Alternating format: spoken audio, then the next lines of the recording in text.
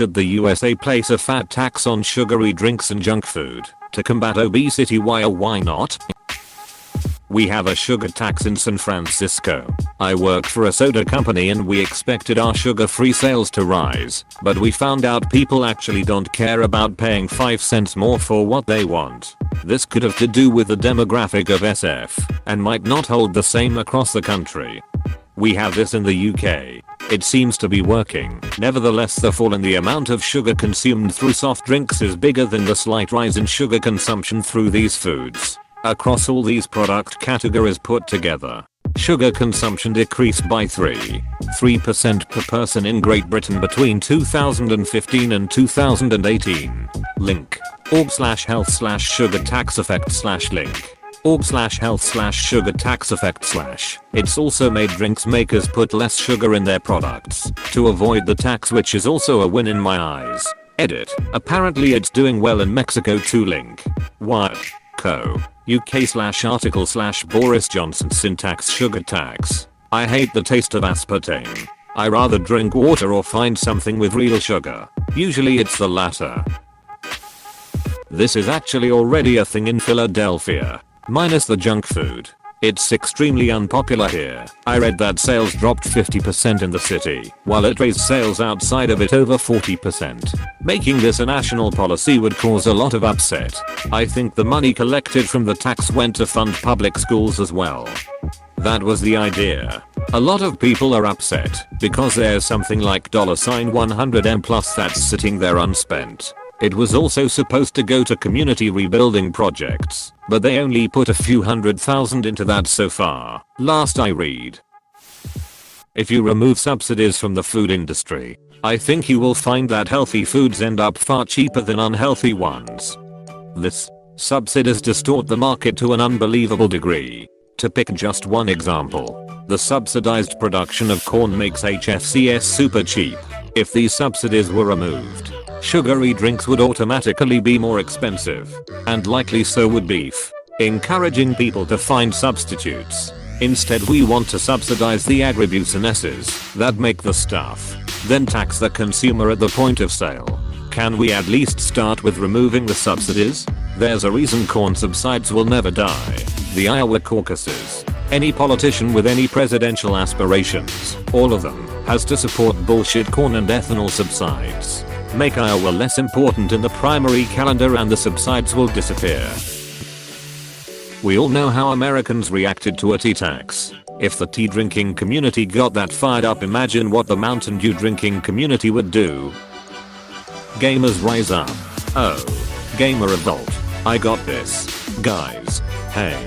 Double XP on all games until the revolt's over. I'd say nah, because there's a huge gray area. Oh, so definitely we are taxing butter. White bread definitely. Yeah, the nice artisan French bread is included under that umbrella. All condiments we'll tax.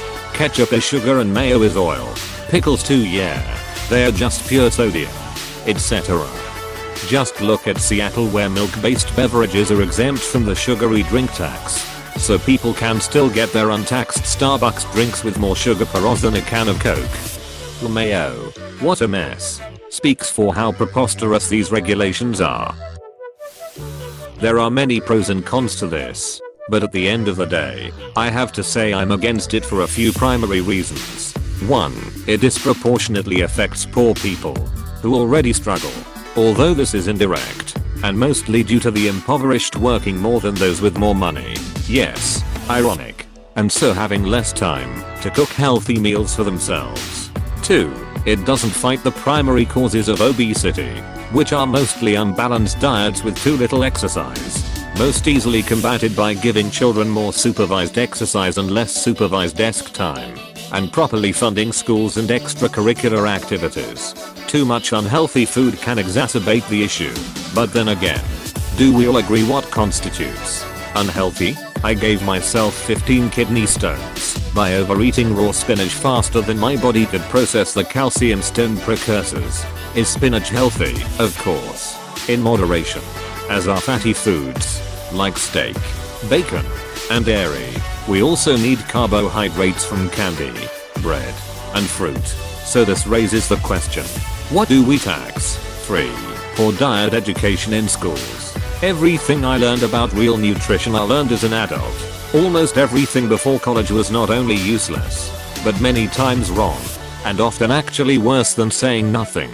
Examples: tongues aren't separated by taste and the food pyramid was already outdated when I was in school. And from what I learned during my master's classes, what we know about our biology is surface information for the most part. A lot of facts about nutrition are our best guess at the time. And what works for me might not work for someone else.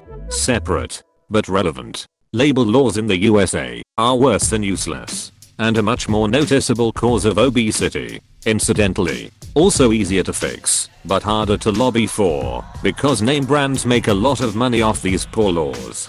Case in point, Tic Tac brand mints are legally labeled sugar-free as containing zero sugar, despite being made almost 100% from sugar.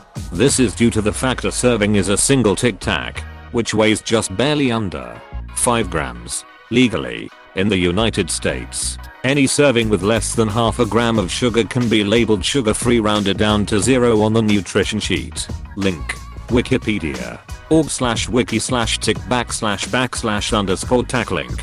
Wikipedia org/wiki/tic_tac. Legally, I could label 25g sugar packets as sugar-free nutritionally zero sugar. Edit for not quite right info about Tic Tacs. Yeah, my first thought is this is a tax on poor people.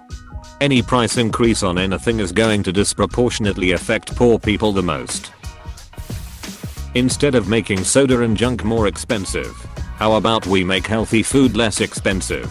Rice, beans, potatoes, lentils, chickpeas, onions, bananas, spinach, peppers, eggs, squash, tofu. All that is some of the cheapest food there is. I think it's more that processed healthy food is more expensive than processed unhealthy food. If you're willing to do basic cooking, it's possible to eat very well and very cheaply. Yep, I never understood why people think junk food is cheap. It's not cheap. It's just fast to make. I could make myself food for 1.5 to 2 days for a single price of a kebab or a Big Mac.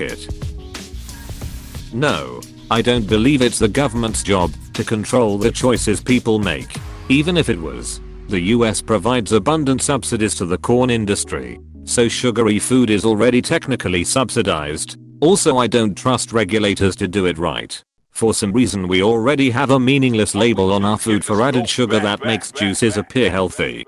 Even if it was, the US provides abundant subsidies to the corn industry, so sugary food is already technically subsidized. Isn't that a big part of the problem? By subsidizing corn so heavily, the food industry has a lot of corn that it has to put to use, which is why we get so much cheap and sugary foods. Perhaps the government's farm subsidies should be used to promote more nutrient-dense crops. I mean, go to a convenience store in Japan and it's a completely different experience. There are loads of healthy options, rather than aisles and aisles of junk food with a small healthy section. That's part of why I think fat tax is dumb. Instead, let's end the fat subsidy. The point of a tax on an unhealthy product is to offset the healthcare costs related to its use. Deterring use because of cost is a bonus. As the US government does not believe in universal healthcare, it should definitely not be taxing it at a higher rate. That's my opinion anyway. In European studies it actually costs a lot less in healthcare for people to live unhealthy lives, because it more often leads to heart attack and stroke, the cheapest deaths, right around retirement age.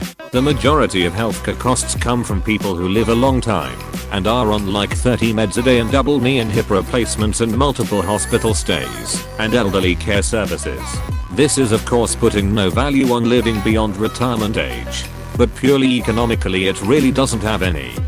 Yep, it's cheaper for people to die young because they're fat or have lung disease from smoking than it is for them to live long and healthy life, because they end up needing shit like hip replacements at 80 years old and or a pharmaceutical cocktail for breakfast, lunch, and dinner because their body is simply slowly breaking down from old age, which is inevitable.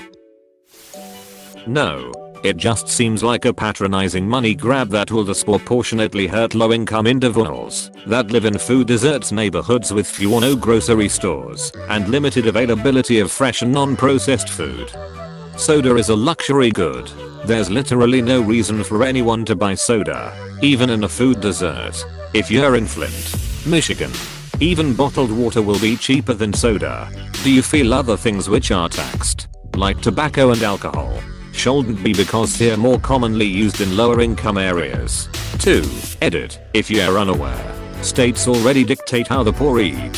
Social welfare programs like SNAP and WIC often have significant limits to what food items and even brands are allowed to be purchased with allotments. Link. WashingtonPost.com/business/2019/05/01/Texas SNAP recipients may face banned junk food sugary drinks / poor people shouldn't be punished for seeking a small luxury just because they're poor. Though, I don't understand the argument that because something is a luxury or a treat poor people should just forgo it because they're poor. We don't have healthcare, so how's that going to combat obesity? People will still pay for shit that's bad for you. Look at cigarettes and alcohol.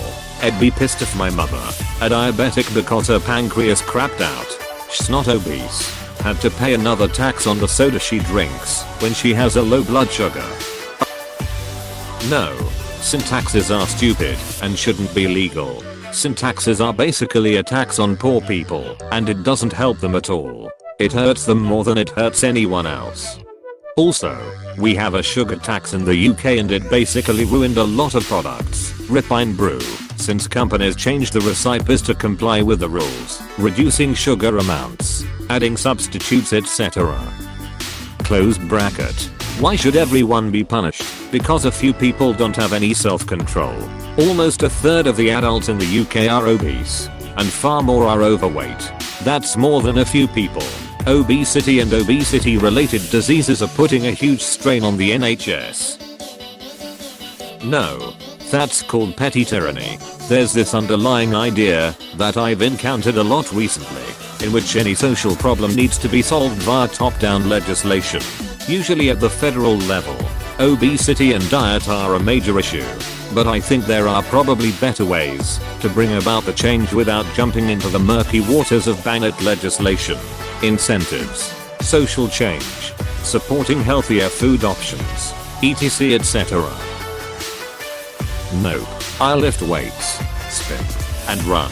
I keep myself at an acceptable weight and health level. I don't want to pay extra for an occasional snack because other people can't control themselves. No, it's one of those feel-good legislations which causes more harm than good.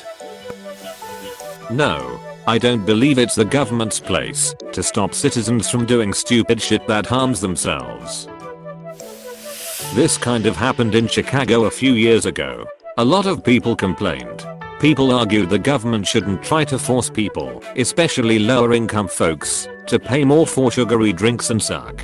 It was removed after a while. This is all speculation, but TBH I feel like the tax was only implemented to convince lower income people to leave Chicago. The tax had some weird applications that mostly affected less fortunate citizens. Yeah, the Chicago one was bad. It was killing corner store merchants. It was 1 cent per ounce. So 99 cent became $1.66. It was super disproportionate and non-progressive, based on the consuming demographic. No, it's their choice to consume unhealthy goods. Hey, thanks for watching, and don't forget to subscribe.